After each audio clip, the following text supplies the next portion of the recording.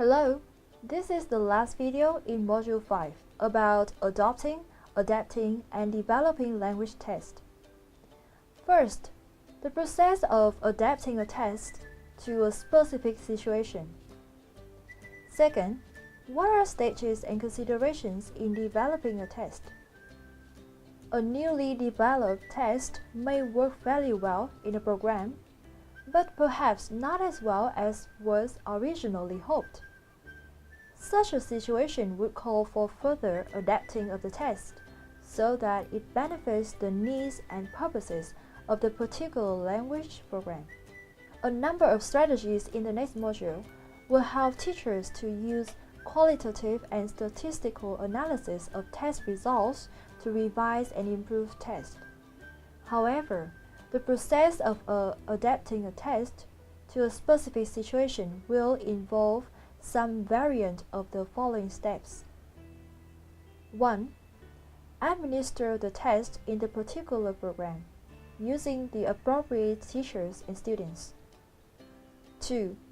Select those test questions that work well at spreading out the students for NRTs, or are efficient at measuring the learning of the objectives for CRTs in this particular program.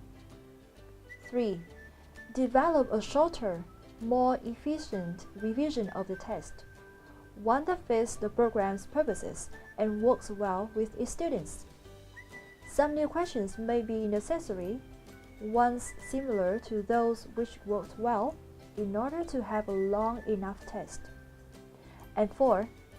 Evaluate the quality of the newly revised test. Test development is hard work and can be time-consuming.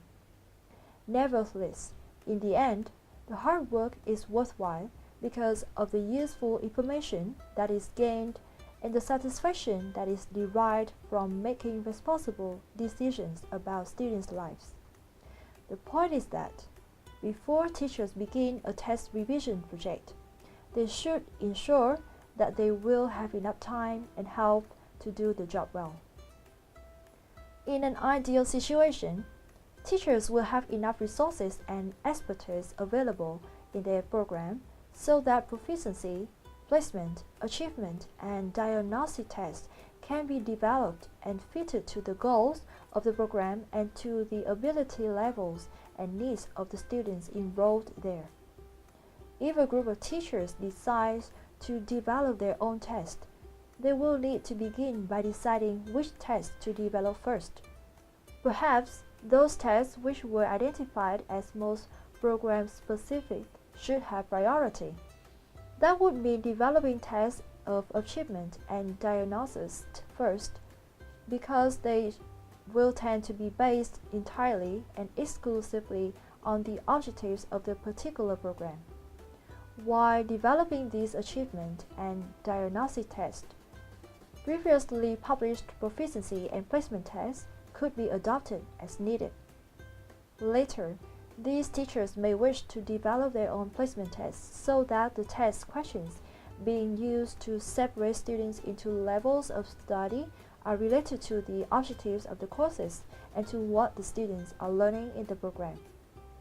However, because of their interprogrammatic nature, proficiency tests may necessarily always be adopted from outside sources so that comparisons between and among various institutions will make sense. Somewhere in the process of developing tests, teachers may want to stop and evaluate them on the basis of the checklist provided in the table for adopting a test. Test developing procedure can be divided into 3 stages: planning, design, tryout. The most important questions that the test developer needs to ask are: what are the characteristics of the test takers to be tested? What is the purpose of the test? How does the test relate to an educational context? What standard is needed for the proposed purpose? How will the test results be used? The answers to these questions will allow the developer to begin to define the language ability to be tested, to decide how to set cutoff points to make decisions about the test takers, and how to present and explain the results to the people using them. Information from planning provides the starting point for the designing phase. The first challenge in the design phase is to develop a clearer idea of test content and format.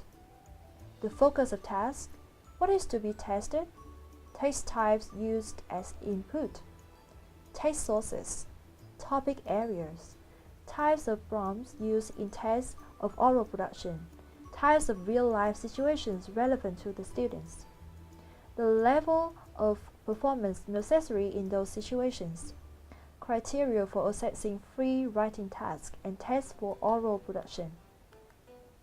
The test developer also needs to determine a number of technical features of the test, including the test duration, number of items in the test, the number of items per section, the item types, the total and individual length of test, the format of the test, the number of marks to give each item, and the total marks for each task or component.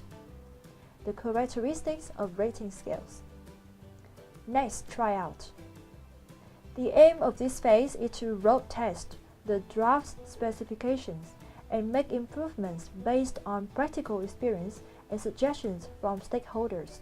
The steps are as follows: piloting or asking some test takers who are similar to the target test takers to sit the test, analyzing the responses, consulting colleagues. For a small group, face-to-face communication is possible. However, for larger projects, questionnaires or feedback reports may be needed.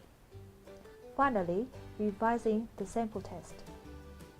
Generally, teachers should always be willing to be just as critical of their own tests as they are of commercial tests. The fact that a test is developed by and for a specific program does not necessarily make it a good test. So, evaluation of test quality should be an integral part of the test development process.